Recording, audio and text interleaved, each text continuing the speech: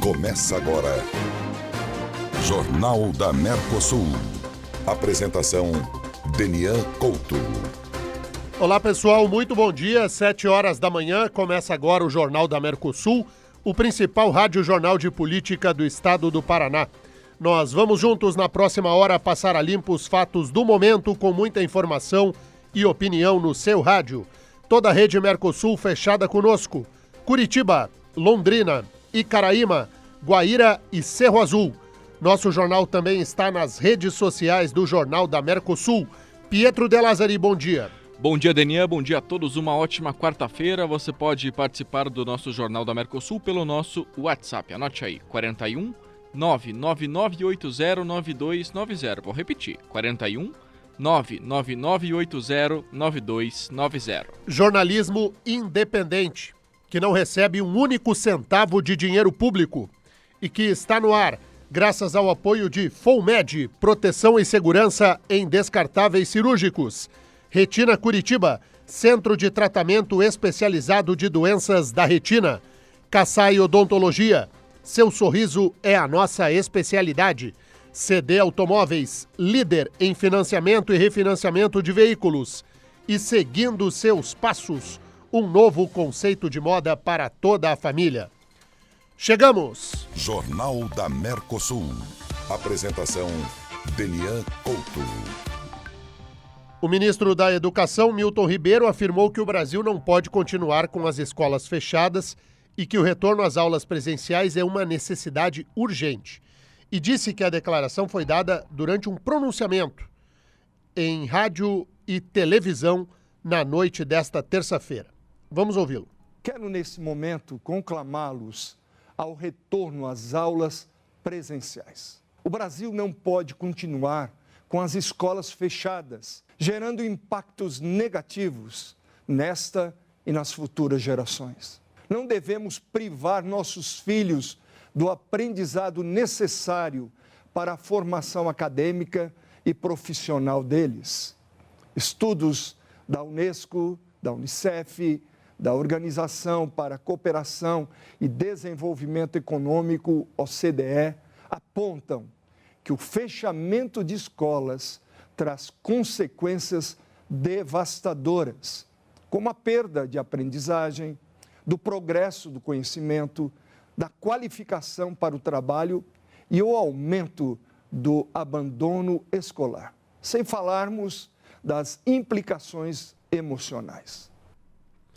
O ministro da Educação disse que se dependesse dele, as escolas já estariam abertas e que esta situação só chegou a este ponto porque a decisão foi de estados e municípios. Vamos ouvi-lo. Quero deixar claro que no Brasil a decisão de fechamento e reabertura das escolas foi delegada a estados e municípios, não tendo o governo federal poder de decisão sobre o tema. O Ministério da Educação não pode determinar o retorno presencial das aulas. Caso contrário, eu já teria determinado. Mas não o retorno a qualquer preço. Que isso fique bem claro. Fornecemos protocolos de biossegurança sanitários a todas as escolas, tanto da educação básica quanto do ensino superior. Vale destacar que o Ministério da Educação investiu mais de 1,7 bilhão para enfrentamento da Covid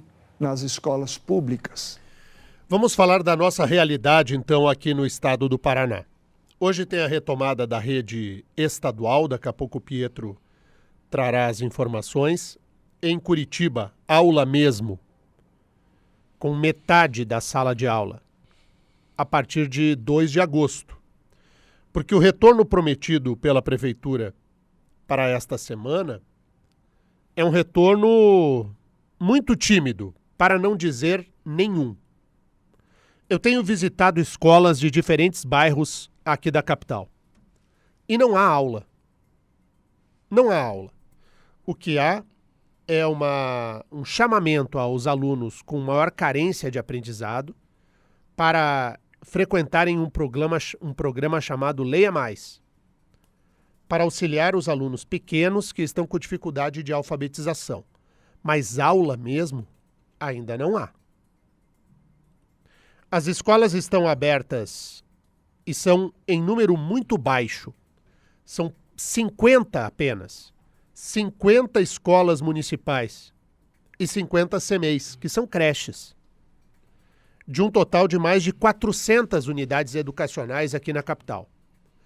Curitiba, diferentemente do governo do estado, que tem uma retomada um pouco mais célere, Curitiba está na rabeira, no maior desrespeito à história que já se viu da educação básica aqui na capital. Eu celebro cada escola com porta aberta. Cada escola que receba um único aluno que seja, eu fico feliz. Fui ontem a diferentes escolas aqui na capital. Numa delas havia uma sala com 5 alunos, numa outra não havia aluno nenhum. Mas a escola se prepara à retomada a partir de 2 de agosto para o segundo semestre. É muito pouco. O Paraná vai melhor na rede estadual, e enquanto isso a rede privada, com os alunos sendo chamados a frequentarem o ambiente escolar.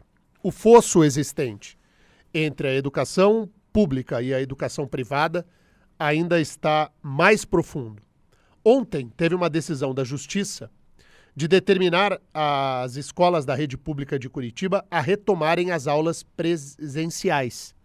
A decisão atendeu aos argumentos do Ministério Público do Paraná e entre estes argumentos está justamente a existência de uma lei municipal que foi proposta por mim em parceria com as vereadoras Indiara Barbosa e Amália Tortato para que houvesse aula presencial. O Ministério Público entrou na Justiça e o Poder Judiciário determinou a retomada das aulas.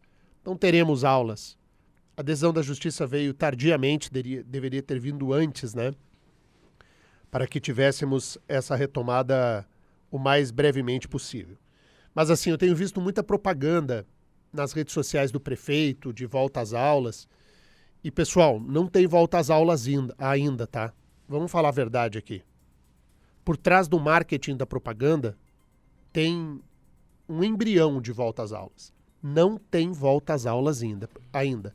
Para você ter uma ideia, neste momento as escolas estão respondendo aos questionamentos da Secretaria de Educação e as escolas estão consultando pais e responsáveis sobre a retomada das aulas. Sequer a consulta terminou. Não tem aula. Aula mesmo, aula regular, a aula que nós precisamos, escola funcionando, ainda não há. Há um programa de recuperação dos alunos em situação mais debilitada. O que eu comemoro, é muito importante. Mas aula não tem. E as escolas estão preparadas. Tem álcool em gel, tem máscara, tem higienização, tem distanciamento. As escolas fisicamente estão preparadas. Mas aula não tem. A real é essa. Aulas na rede municipal somente a partir de 2 de agosto. E na rede estadual, Pietro? Os estudantes da rede pública estadual retornam hoje às aulas em todo o Paraná para o início do segundo semestre. Assim como vem acontecendo desde 10 de maio, também segue a reabertura gradual das escolas para a retomada das atividades presenciais no modelo híbrido. Mais de 1.700 colégios abrem no total ou parcialmente nesta semana. Em Curitiba, por exemplo, 149 dos 155 colégios abrem. Em Londrina, todas as 68 escolas estarão abertas, assim como as 32 escolas de Maringá. E segundo o secretário estadual da Educação, Renato Feder, a intenção é reabrir todas as escolas até o fim de julho. Vamos ouvir. E no final de julho, na volta do recesso, a gente vai reabrir praticamente todas as escolas do Paraná. Então estamos, obviamente, com muito cuidado, seguindo os protocolos, mas é importante reabrir. Então a gente está reabrindo agora as escolas, com as turmas. A escola precisa do aluno e o aluno precisa da escola por um futuro melhor. Que a gente, então, consiga ter uma escola aberta, ter uma escola segura e ter uma escola que volte a ser frequentada. É isso aí. Aula é o que todos nós esperamos. Está absolutamente certo o ministro da Educação. O ministro da Educação acertou o ponto. Não há. Em nenhum país sério e democrático do mundo, não há. Em nenhum país sério e democrático do mundo, um espaço tão grande, um fosso tão profundo para a volta às aulas. O Brasil é campeão mundial de criança fora do colégio, no período da pandemia. Em muitas das escolas que eu tenho visitado, alguns professores ainda resistem, mesmo vacinados, à retomada das aulas. É muito difícil. É muito difícil. A educação ser tratada como prioridade de verdade, para além do discurso, é uma luta de todos nós. Mas vamos adiante. Vamos acreditar que agora, em agosto, com a retomada das aulas na rede municipal em Curitiba e com a ampliação da rede estadual, nós tenhamos condições de, no mínimo, retomar aquilo que é a base da educação, que é a criança, ainda que metade da sala, frequentando o ambiente escolar. 7h11 agora. Jornal da Mercosul. Jornalismo sem rabo preso com ninguém. Muito bem, vamos seguir aqui o nosso jornal, vamos com mais notícias. Diga lá, Pietro. Tem participação dos nossos ouvintes sobre a retomada das aulas. Vamos com os ouvintes e depois nós vamos falar de vacinação e das declarações do presidente da República, Jair Bolsonaro, de ontem. Falas importantes em que ele se manifestou de novo sobre o tema da fraude eleitoral. Vai lá, Pietro. A nossa ouvinte Camila, ela fala do Bairro Alto, em Curitiba. Denian, o que disseram as diretoras das escolas em que você visitou aí nos últimos dias sobre a retomada das aulas? Os diretores e diretoras das escolas que eu visitei estão muito interessados na retomada das aulas. 99,9% dos professores, que são os professores de verdade, estão ansiosos para receber os seus alunos, para retomar a educação, para dar vida à carreira que escolheram, que é a mais linda entre todas, ser professor. Mas dentro do ambiente escolar sempre tem a turma sindical, né? Que tenta minar o ambiente da retomada das aulas. Isso faz parte do jogo, isso é assim mesmo, mas eu quero sublinhar aqui que a amplíssima maioria dos professores deseja a volta às aulas e, mais ainda, os diretores estão empenhados para dar aos alunos e aos familiares um ambiente seguro. Das escolas que visitei, todas as escolas que visitei, todas têm total estrutura para a retomada das aulas, o que significa que poderia ter voltado muito antes, viu? Se tem álcool gel, se tem distanciamento, se tem higienização, se tem profissionais capacitados, e a nossa rede municipal em Curitiba tem, nós estamos profundamente atrasados com a volta às aulas. O que eu tenho observado em cada escola que vou, e não importa se o bairro é mais rico ou um bairro mais pobre, em cada escola que vou percebo a qualidade daquilo que foi montado lá, de estrutura física mesmo. Álcool, distanciamento, o chão está marcado para os alunos não se aglomerarem, os professores estão com máscara e com face shield, há máscaras também para os alunos, todo o material distribuído pela rede municipal. Então estrutura tem, e sempre teve, desde fevereiro. Nós estamos um semestre atrasados, porque tem estrutura para volta às aulas. Então quero parabenizar o governo municipal por dar condições sanitárias para a retomada das aulas. Isso tem. O que não teve até agora foi vontade política de voltar à aula, porque estrutura sempre houve. Então teremos a retomada a partir de 2 de agosto, porque o que está havendo agora, repito, não é volta às aulas. É um embrião apenas. O que mais, Pietro? Tem participação do Alan, ele fala aqui de Curitiba. Bom dia, Daniel. Bom dia, Prieto. Alan de Curitiba. Daniel, muito triste com essa situação. As aulas não voltam, né? A educação fica para trás mais uma vez. Só que eu sei que você criou uma lei, né, que defende a volta às aulas, né? Principalmente aí nessa pandemia, pós-pandemia também. E como que a gente vai fazer? Não dá para acionar a justiça? O que ela pode fazer para nos ajudar? Realmente precisa voltar às aulas. Isso é um absurdo, já está passando do limite. Verdade, Alan. Felizmente, o Ministério Público, com base na lei, entrou na justiça e assegurou o direito às crianças e aos adolescentes de estarem em sala de aula. Então, tem uma decisão judicial e agora a prefeitura terá de cumprir. Se não vai por bem, vai por mal. Então, teremos a retomada das aulas de verdade em 2 de agosto e agora um embrião para a retomada do ano letivo. Sobre esse tema, para a gente encerrar a questão da educação, o que eu tenho a dizer é o seguinte: é um vexame o que acontece no Brasil se comparado com qualquer país sério e democrático do mundo. Nós somos o último a voltar às aulas. Último país do mundo a retomar as aulas. No Paraná, vou citar o exemplo do Paraná. O Paraná, o nosso estado. Shopping está aberto. Restaurante está aberto. Bar está aberto. Parque está aberto. Circo está aberto. Cinema está aberto. Tudo aberto. O que está fechado? Colégio. Portanto, passou da hora e a vergonha estabelecida no descaso completo com a educação. Que nós não esqueçamos disso no ano que vem, quando todos os candidatos a deputados, a senador, a governador e a presidência da República, todos vão se apresentar como defensores intransigentes da educação. A gente não pode esquecer disso. De que lado estão e estavam e estiveram aqueles que vão procurar o seu voto no ano que vem? Aqueles que discursam que defendem a educação e que, na real, estavam curtindo, hashtag fica em casa, em vez de devolver crianças e adolescentes ao ambiente escolar.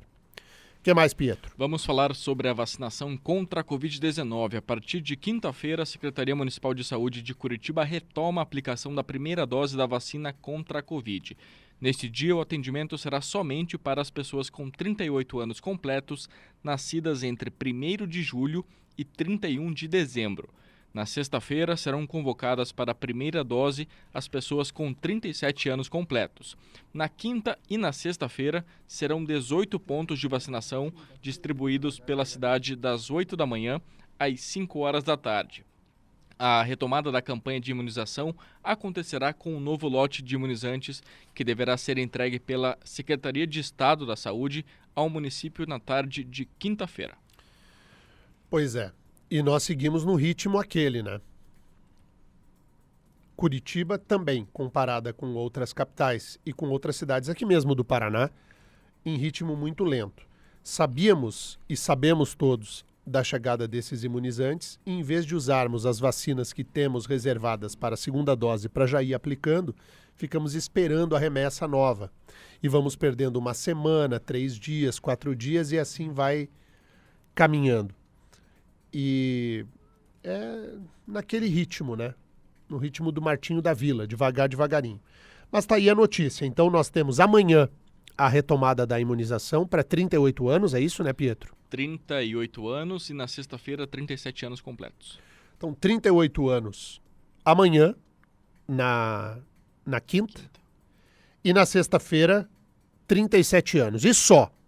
Fim de semana não tem nenhum calendário, embora haja a previsão de remessa muito pesada de doses a partir da semana que vem. E ainda assim, nós ficamos segurando dose em geladeira. É dose, né? Nós seguramos doses em geladeira. Isso é dose. 7h19 agora. Mercosul. Apresentação, Denian Couto. Você pode participar conosco mandando a sua mensagem para cá no 99809290. 99809290. E aí, Pietro? Em Foz do Iguaçu, no oeste do estado, deve ser um dos primeiros municípios brasileiros a encerrar a vacinação contra a Covid com ao menos uma dose na sua população adulta. O Ministério da Saúde destinou ao município e outros 3 da região da fronteira um lote extra de imunizantes para controle de novas variantes. Nesta quarta-feira, adultos com 28 anos completos ou mais serão imunizados na cidade. Essa programação foi apresentada ao ministro da Saúde, Marcelo Queiroga, em uma visita técnica a um dos locais de vacinação em Foz do Iguaçu, no oeste do estado. Vamos ouvir. E nós temos um compromisso já assumido com a população brasileira e efetivado na prática com os resultados que já se vê. Redução de óbitos e avançando fortemente na campanha de vacinação.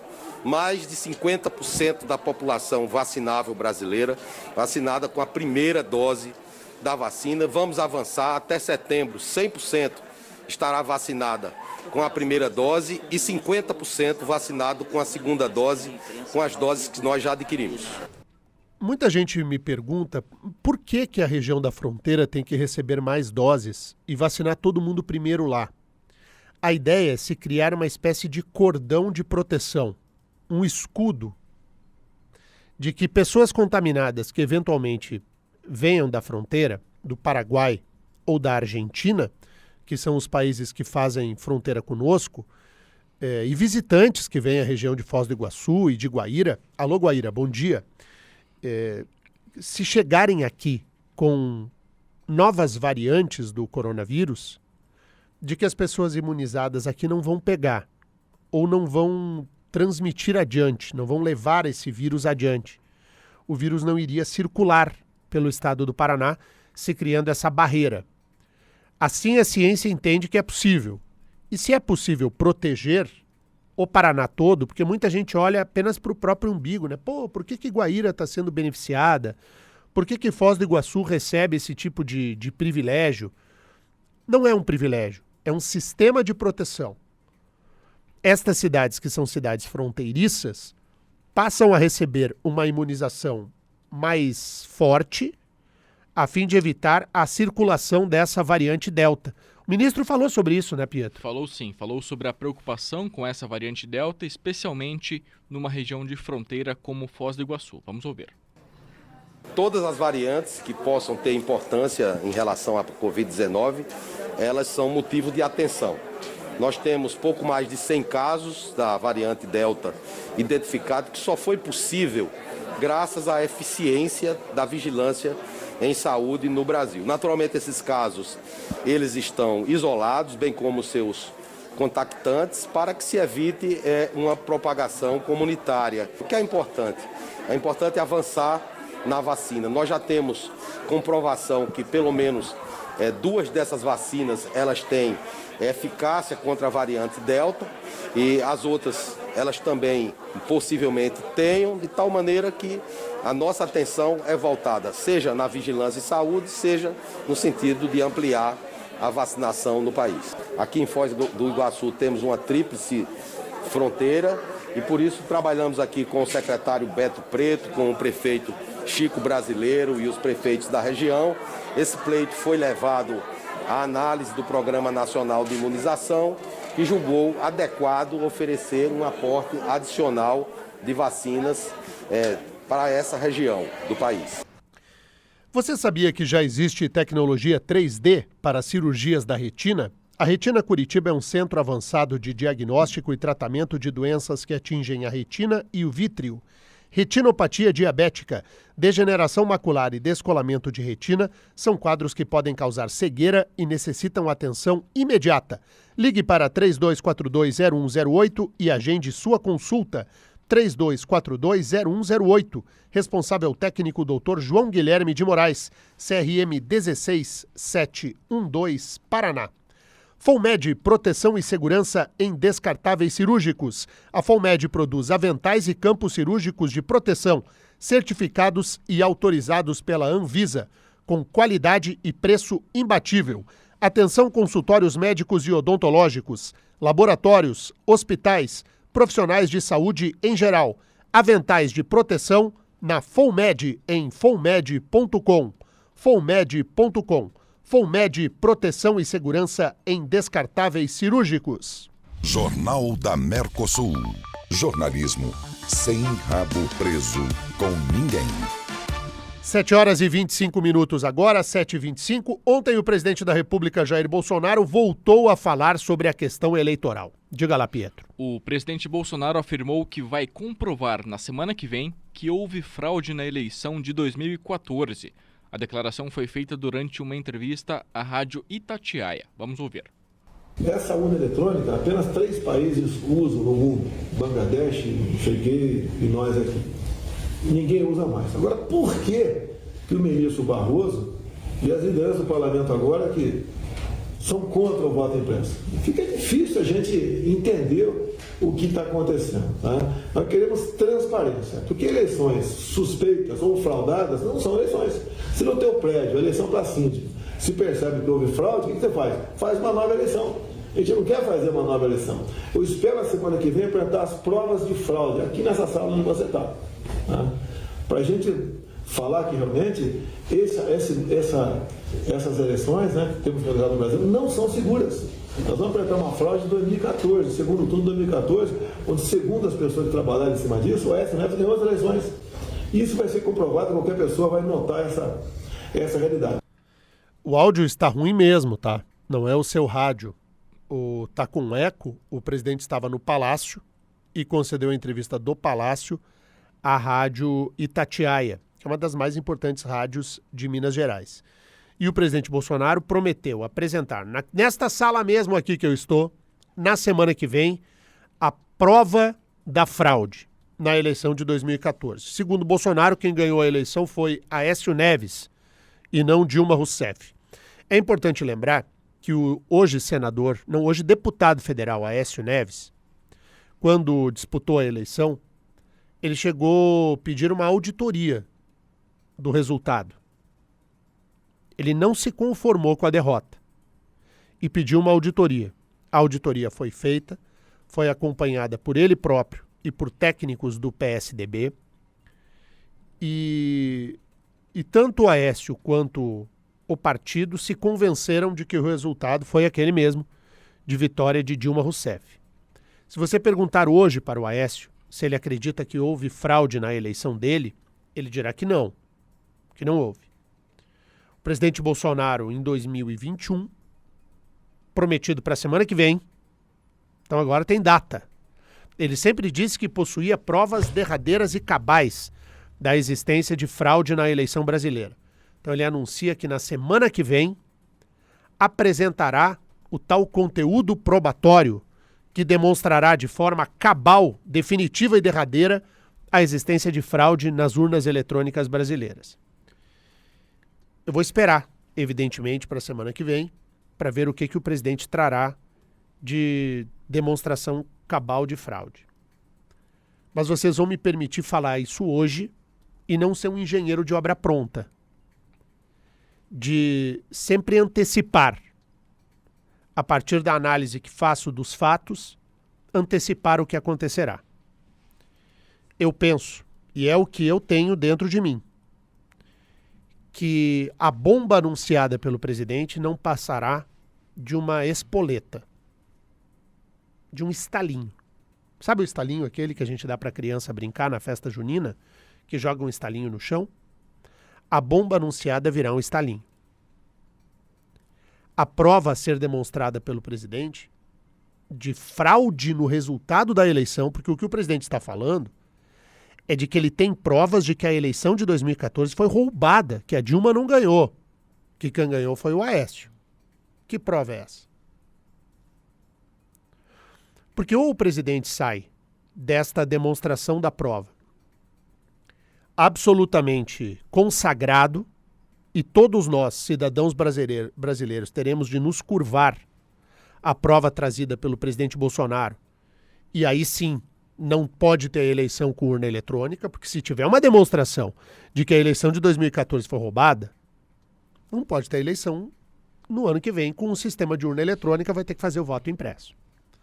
Agora, se vier um estalinho de prova nenhuma, de que talvez houve, e questões que não têm um vínculo com a realidade, se em vez de uma bomba for um estalinho, o presidente Bolsonaro estará desacreditado na sua tese e aí, de uma vez por todas, estará sepultada toda e qualquer tentativa de se implementar o voto impresso no Brasil. O presidente anunciou data para a apresentação das provas. Eu tenho duas coisas a dizer. Primeiro, eu não sei se ele vai cumprir com a data. Eu não sei se semana que vem ele vai apresentar. Aliás, eu acho que não. Muito provavelmente será durante uma live que acontece às quintas-feiras. Pode ser. E ainda assim eu não tenho certeza se o presidente apresentará as tais provas na semana que vem. Se tivesse essas provas, já teria mostrado. Eu estou falando aqui de política, não do Bolsonaro. Se você apoia o presidente Bolsonaro e está bravo com o que eu estou dizendo aqui, esqueça a figura do Bolsonaro. Estou pensando politicamente. Quem tem uma prova desse nível, dessa gravidade, não segura a prova, demonstra. Se você tem, você mostra, você não anuncia. Então, vamos lá. Se o presidente apresentar as provas na semana que vem, o que eu também não sei se fará, quer dizer que é bem possível que chegue semana que vem e ele não apresente. Mas vamos imaginar que ele apresente as provas. A chance de desmoralização no discurso de existência de fraude é muito maior do que a possibilidade de se demonstrar fraude. Eu penso que o presidente Bolsonaro dará um tiro no próprio pé. E estou dizendo isso hoje com uma semana de antecedência.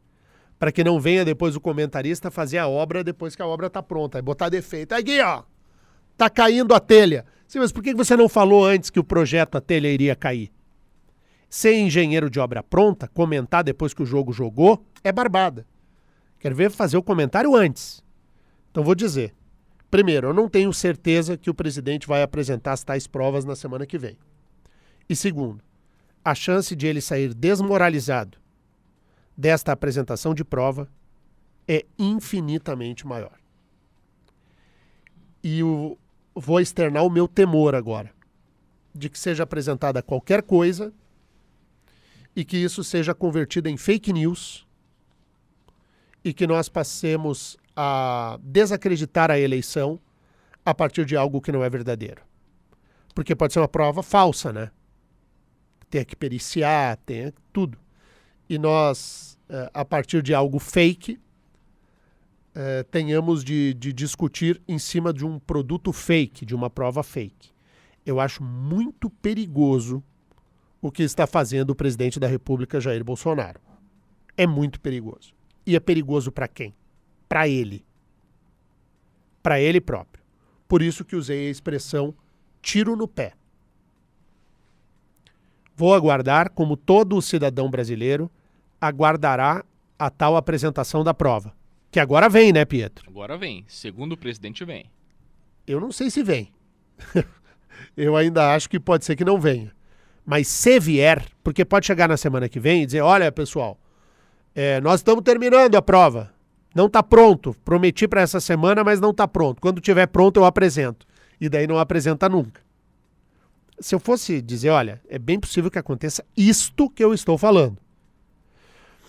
Porque daí depois tem o segundo momento, a apresentação da prova. Se não for, todo mundo que pergunta para o Aécio diz, não conte comigo para isso. Então, vamos ver o que nós viveremos na semana que vem. Meu Deus do céu. Você está imaginando já, né, Pietro? Você está imaginando que confusão.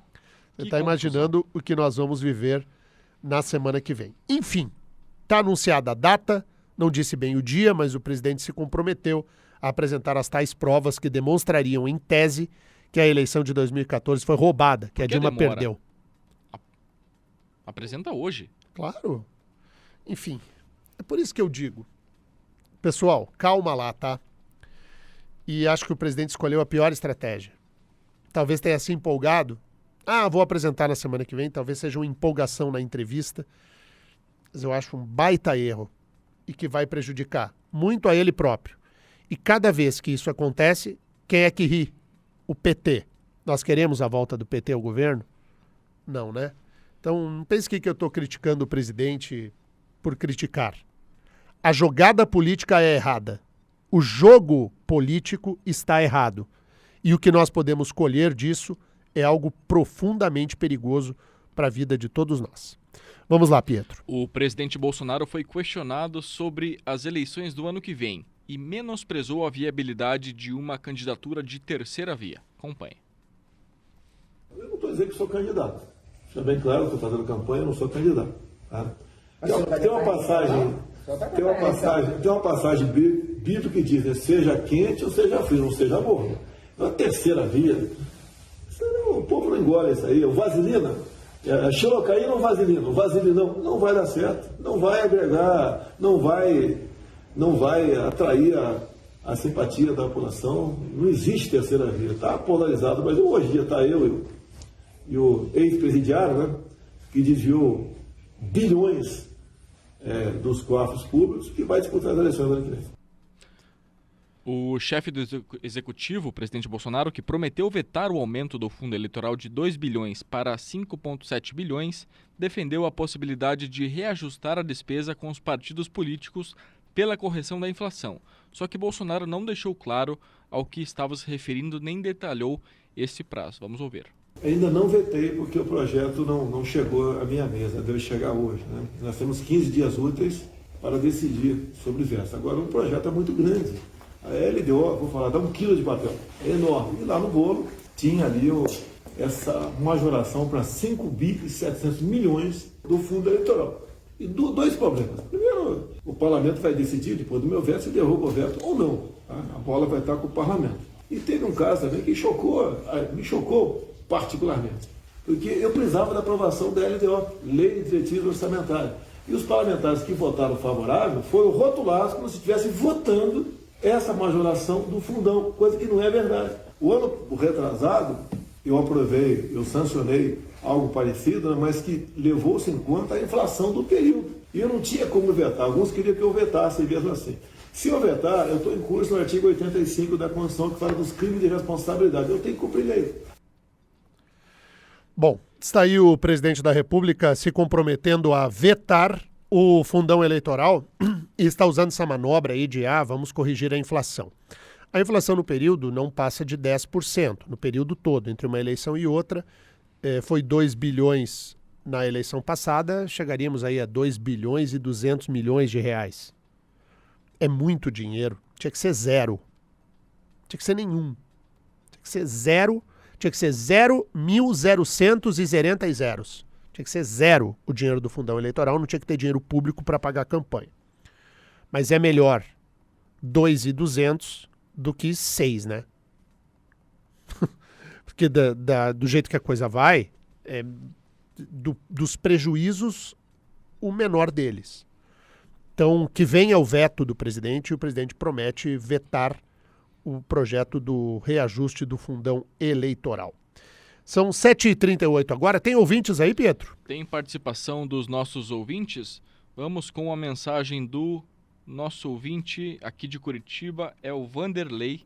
Já está chegando aí para o Rafael. Vanderlei aqui de Curitiba. Você pode mandar a sua mensagem para cá pelo 41 9980 9290.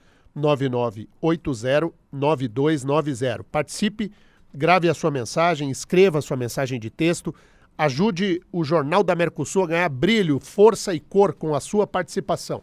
Diga lá, Rafa, solta aí. Bom dia, Danian, bom dia, Pietro de Lázari, amigos ouvintes da Mercosul. É para ver a tão descarada a justiça eleitoral, Daniel, que o ministro Barroso ainda teima em dizer que não há fraude, sendo que nós temos um hacker na réu preso por invadir e foi comprovado a fraude. Se ele disse que não há, por que então nós temos um réu que está preso, hein? Então fica nítido que a sensação que nós fomos e somos enganados por causa dessa por causa dessa urna eletrônica que... Só para explicar ao nosso ouvinte, não tem ninguém preso por fraude na eleição. Isso é fake news. O sujeito que está preso, a razão da prisão é que ele invadiu o banco de dados do Serasa ou de outro sistema de proteção ao crédito. Essa informação não é verdadeira. É isso que eu falo do perigo que nós temos de produzir outras fake news.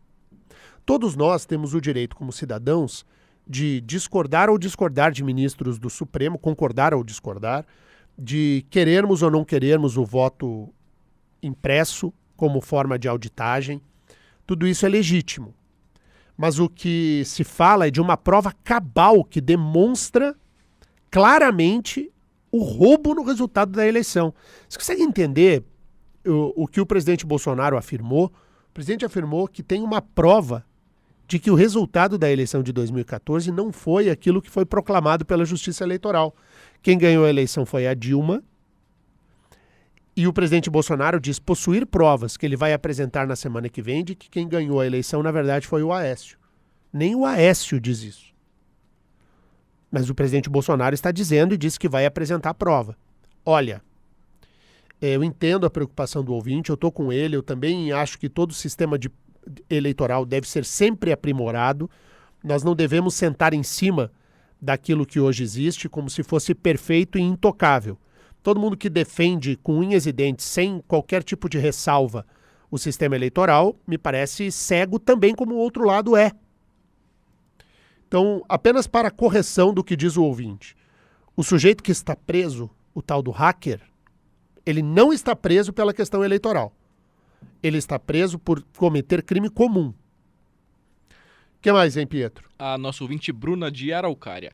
Se Bolsonaro vier com os vídeos do WhatsApp adulterados das urnas que rolavam na época das eleições, aqueles que digitava um candidato e aparecia o outro, a vergonha será grande para o presidente da República, a opinião da Bruna aqui de Araucária. Eu não sei se é isso que vem, Bruna. Se vier, de fato, será um vexame, né?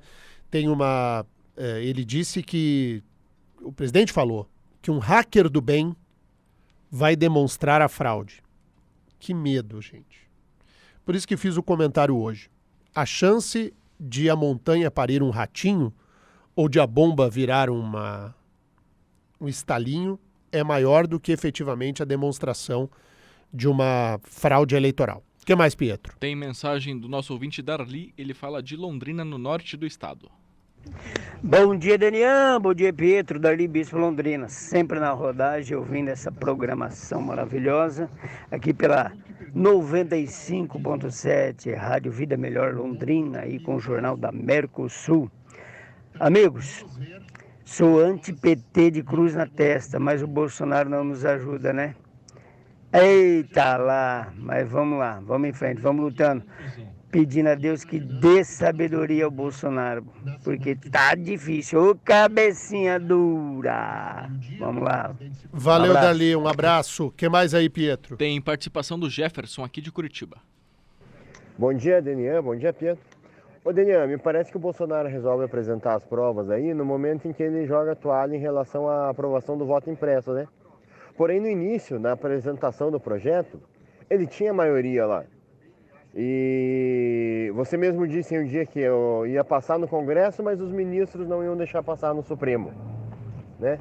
E de repente, depois da articulação política do Supremo, visitando os deputados, visitando os partidos se colocaram contra o voto impresso. O que será que aconteceu nesse meio tempo? Aconteceu o que sempre acontece na política tradicional, né? Mas o presidente apresentar as provas agora, em que ele já percebeu que não há condições de aprovar o voto impresso, faz um ano que ele diz que possui provas que demonstram a fraude na eleição e jamais apresentou. E eu continuo achando que ele não vai apresentar nada na semana que vem. Que vai arrumar uma desculpa e não vai apresentar. Porque, pessoal, que prova demonstra uma fraude eleitoral de roubo do resultado da eleição? Então, me parece que o presidente está plantando uma semente muito perigosa. E ela é perigosa para ele, por cair em descrédito, mas é muito perigosa para todos nós, que veremos com isso a esquerda crescer. A estratégia usada pelo presidente Bolsonaro é muito, muito errada. Muito errada. É politicamente errada. E se a gente for produzir uma fake news, que me preocupa, viu, Pietro? De que saia dessa apresentação do presidente uma fake news. E que a gente tenha que ficar discutindo fake news. Aí é pior ainda, né? Ele já não tem problema suficiente. Exatamente, a gente já não tem aí um monte de problema para resolver. Tem mais ouvintes aí, Pietro? Tem sim, participação do Dorival, ele fala de Guaíra. Bom dia, o que mais tem no país é fake news e as pessoas acreditam em tudo. 15% acreditam fielmente no que o presidente fala e de repente 15% vão empurrar a bola de neve trazida pelo próprio presidente. Segue o Brasil, mensagem direto da região de Guaíra. Um grande abraço ao nosso ouvinte lá de Guaíra e a todos, né, que nos dão enorme audiência lá na região da fronteira. O que mais, Pietro? Tem mais participações aqui no Jornal da Mercosul sobre esse assunto. Vamos ouvir o nosso ouvinte... Tem Ricardo ali, ó. Ricardo, vamos lá. Bom dia, Pietro. Bom dia, Daniel. Cara, a capacidade do brasileiro de ser ignorante é terrível, cara. Como é que tem gente que acredita nessas lorotas ainda, cara? Notícia de WhatsApp de WhatsApp, cara. Não dá. Não tem como o Brasil dar certo. Não tem. Não tem mesmo. Enquanto gente desse tipo continuar votando, não temos futuro. Ricardo, essa preocupação da fake news eu também tenho. A gente tem que tomar muito cuidado com isso, né? E a imprensa tradicional também não é flor que se cheire. Por isso que a gente faz um jornalismo pleno e independente aqui, né? O que mais, hein, Pietro? Tem participação do James, aqui de Curitiba. Vamos ouvir. Bom dia, Daniel. Bom dia, Pietro. James aqui da SOS Empilhadeiras. Gostaria de deixar um recadinho aí para nós, para mim, isso serve para mim também, povo brasileiro. Nós temos que aprender a ler mais, a pesquisar mais, a procurar mais. O povo brasileiro está muito desleixado quanto a isso. Ouve fake news e engole com farinha, né? Esquece de procurar e pesquisar e de buscar a realidade dos fatos, né? Então isso é um grande problema nosso. Outra situação, né? O povo brasileiro está tão sufocado com problemas e contas e dívidas para pagar no seu dia a dia, que mal ele consegue respirar com o que recebe, com o que ganha e para viver. Ou seja, o brasileiro é lesado e ele está acostumado a ser lesado e não conseguir correr atrás. A gente tem a vida real a nos bater, né, James? A vida real ela é muito, muito dura para a gente perder tempo com aquilo que não é prioridade. Para quem ligou o rádio agora, Curitiba segue no ritmo de uma tartaruga, vai imunizar somente amanhã, mesmo com vacinas em estoque, em vez de imunizar hoje, vai imunizar amanhã, 38 anos, e na sexta-feira, 37 anos. E acabou o calendário. Ninguém sabe mais o que tem pela frente, e assim nós seguimos, né? E em meio a isso tudo, estamos discutindo voto impresso e fundão eleitoral. É muito difícil. O debate político brasileiro, ele testa os nossos nervos e a nossa paciência todos os dias. É absolutamente impressionante. Impressionante. O que mais, hein, Pietro? Vamos com o doutor João Guilherme? Doutor João Guilherme fala hoje sobre uma questão que é importantíssima. Polarização. Vamos lá. Agora, no Jornal da Mercosul, ponto de equilíbrio, com o doutor João Guilherme. Doutor João, bom dia. Bom dia, Daniel, bom dia, Pietro e ouvintes do Jornal da Mercosul. Olha, ontem foram divulgadas entrevistas feitas com Jair Bolsonaro e Luiz Inácio Lula da Silva. Apesar do aparente antagonismo entre os dois, eles fizeram coro para desdenhar do desejo de mudança do eleitor brasileiro. Quando questionados sobre a possibilidade de uma terceira via para as eleições presidenciais do ano que vem, em 2022, fizeram piada e em clima de já ganhei. Mostraram que se aproveitam do extremo para levar a cabo suas intenções pessoais. O fato é que Luiz Inácio e Jair necessitam um do outro para manter a narrativa de 8 ou 80 no país. Lula não sustenta uma candidatura sem ameaça de reeleição de Bolsonaro, que, por sua vez, precisa manter ativo o medo do retorno do PT para tentar aplacar os efeitos da péssima gestão da crise e, claro, das denúncias envolvendo seu governo. Essa é a narrativa que já está clara, vão utilizar em 2022. Porém, O que vemos entre os brasileiros, entre nós, é que todos estão cansados desse clima de nós contra eles, que tem o único objetivo de fortalecer extremos. No final das contas, o brasileiro só quer acesso à saúde, aumento da oferta de emprego, diminuição dos preços nos supermercados, oportunidades de estudar, empreender, viver. O brasileiro quer saber que seus impostos estão sendo utilizados para levar o Brasil para frente e não para um lado ou outro. Eu, como brasileiro, espero muito, para a surpresa de Luiz Inácio e Jair, que em 2022 tenhamos não apenas um, mas vários outros nomes que possam representar esse crescimento que tanto esperamos. Espero que ambos sejam surpreendidos pelo desejo de mudança dessa nação que eles dizem conhecer tão bem. Porque é verdade que a essa altura do campeonato, nós brasileiros é que conhecemos bem tanto o Luiz Inácio quanto o Jair. Que tenhamos mais opções no próximo ano. Um bom dia a todos e não deixe de comentar sua opinião nas minhas redes sociais. Um grande abraço e obrigado. Valeu, pessoal. Valeu, doutor João Guilherme, todos os dias conosco aqui no Jornal da Mercosul. Eu quero falar da Kassai Odontologia, um centro odontológico completo, com instalações modernas e com alto grau de higienização. O doutor Luciano Kassai é um dos mais competentes e qualificados dentistas brasileiros. Se você precisa de um dentista, está atrasado aí no período da pandemia, precisa ir no dentista, não foi, deixou para lá, nem faz tempo que eu não vou. Deixa eu te indicar um dentista de mão cheia, Dr. Luciano Kassai. Você pode procurar, inclusive, o Dr. Luciano Kassai pelo Instagram. É Dr. Luciano Kassai. Kassai é K-A-S-A-I. Kassai, Dr. Luciano Kassai. Lá na Kassai Odontologia, além de todas as questões clínicas, ainda tem o atendimento estético, clareamento dentário, bichectomia, gengivoplastia, enfim. Marque a sua consulta, tire suas dúvidas também pelo telefone 99667-4255. 99667-4255. Kassai Odontologia, seu sorriso é a nossa especialidade. Seguindo seus passos, é uma loja que vai além de looks iguais e que tem o conceito de criar memórias afetivas familiares entre mães, filhos, filhas, pais, avós, enfim, é muito legal o conceito da Seguindo Seus Passos. Visite a loja, fica no Shopping Via Coleg, na Avenida Erasto Gertner, número 113, no Bacaxeri, ou mande um WhatsApp, pegue todas as informações pelo 99905-4976, 99905-4976. Siga a Seguindo Seus Passos 123 no Instagram e fique por dentro das novidades.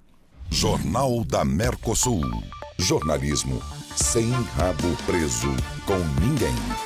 Muito bem, o nosso jornal tá bombando, tem participação de ouvintes aqui ainda, né, Pietro? Tem sim, mensagem do Fernando, ele fala direto de Cambé. Bom dia, Daniel. Bom dia, Pietro. Aqui é o Fernando de Cambé. Muito bom estar participando dessa programação maravilhosa e Região Mercosul. Todo dia eu estou sintonizado escutando a programação. Sobre o assunto Bolsonaro, Daniel. Queria discutir, tá igual vaca ou boi quando come aquela gama, ele fica vomitando na boca, mastiga e vomita de novo. Nunca sai disso, né? Então acho que tem tantas coisas a ser discutidas, né? Saúde, questão de vacinação. Eles ficam colocando assunto que já passou lá atrás. A gente tem que pensar daqui para frente. Eles estão vomitando esses assuntos que já passou. Então acho assim, é igual a cobra. Você mata a cobra, você tem que mostrar o pau. Cadê?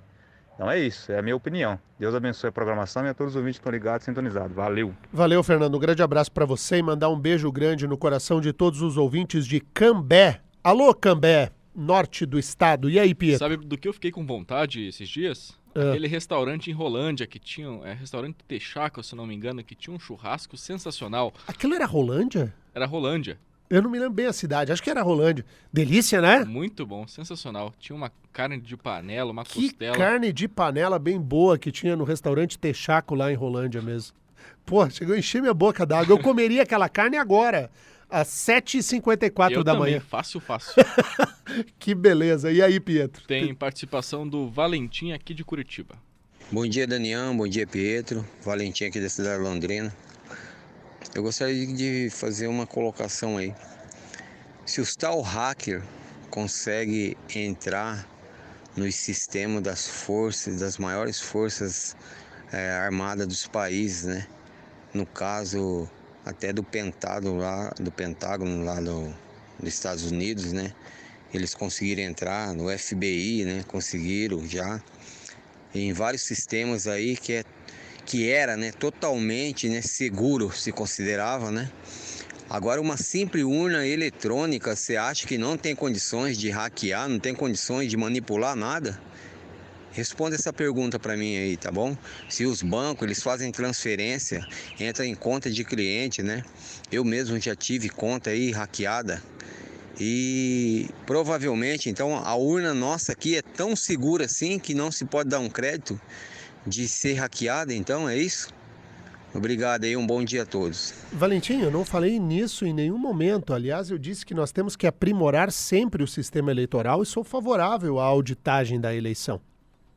O que eu estou dizendo é que o presidente Bolsonaro afirma que possui provas cabais e derradeiras que uma eleição foi fraudada e roubada e que o resultado era outro.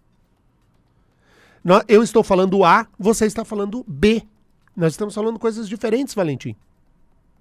Qual a chance real de o presidente conseguir demonstrar uma fraude eleitoral que manipulou o resultado inteiro de uma eleição presidencial?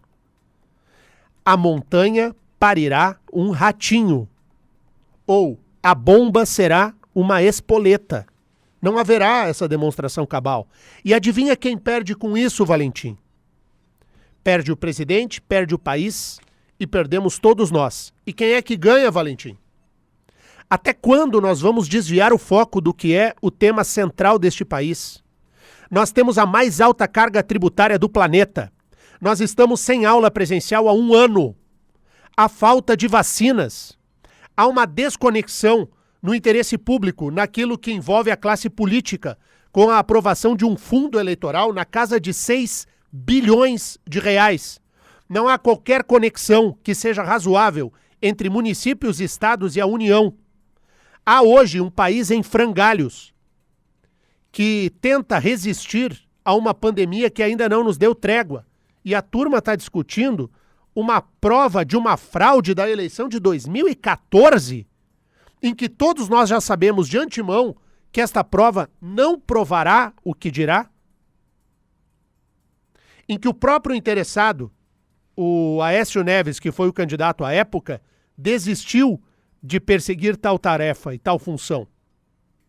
Até quando nós vamos transformar o Brasil num manicômio? Esse é o tema. Não se trata de passar pano em coisa errada, porque eu não passo pano em coisa errada. E eu não tenho, Valentim, político de estimação.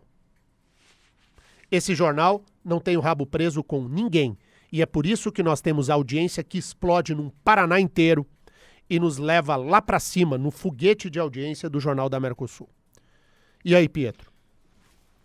Tem mais participações aqui no Jornal da Mercosul, mas antes, informação aqui de Curitiba. Vence nesta quarta-feira a validade do último decreto que instituiu a bandeira amarela em Curitiba. Com isso, é esperado que o novo decreto seja divulgado até o final da tarde de hoje. A bandeira amarela foi retomada em Curitiba no dia 8 de julho, 133 dias depois da cidade, conviver com as bandeiras vermelha e laranja. Vai ser renovada a bandeira amarela, né? O decreto termina hoje e haverá renovação aí da bandeira amarela, que é a que está vigente na capital. O que mais, Pietro? Tem uma notícia aí sobre o ex-presidente Lula. Em entrevista a uma afiliada da Jovem Pan Sergipe, o ex-presidente Luiz Inácio Lula da Silva foi questionado sobre a Petrobras e quais seriam os seus planos sobre a empresa. Vamos ouvir. Nós vamos fazer a Petrobras voltar a ser a empresa orgulho brasileiro, sabe? Que ela sempre foi. Não adianta tentar vender a Petrobras aos pedaços, sabe? Que se for necessário, o povo brasileiro vai comprar as ações para voltar a ser dono dessa empresa maravilhosa que nunca deveria ser desmontada, como foi pelo atual governo e pelo governo Temer. Quem desmontou a Petrobras, seu pilantra, foi você. O Lula comandou o maior esquema de corrupção da história do planeta e teve a Petrobras como um ambiente corrupto, com confissão, devolução de dinheiro. Não é porque o processo do Lula foi anulado, e foi anulado numa manobra do Supremo, que o crime na Petrobras não deixou de existir. A Petrobras sediou o maior esquema de corrupção da história da humanidade, no governo dele, do Lula. Se teve alguém que destruiu a Petrobras, foi ele, o Lula. e vem pregar aqui de orgulho do povo brasileiro? Ah, vá! Tá vendo? Teve entrevista do Lula e do Bolsonaro. Cada um jogando um pouco de confete sobre si próprio. Se proteja, tá frio. Nós voltamos amanhã com o nosso jornal. Tchau, rapaziada. Tchau, Pietro. Tchau, muito obrigado pela audiência. Até amanhã.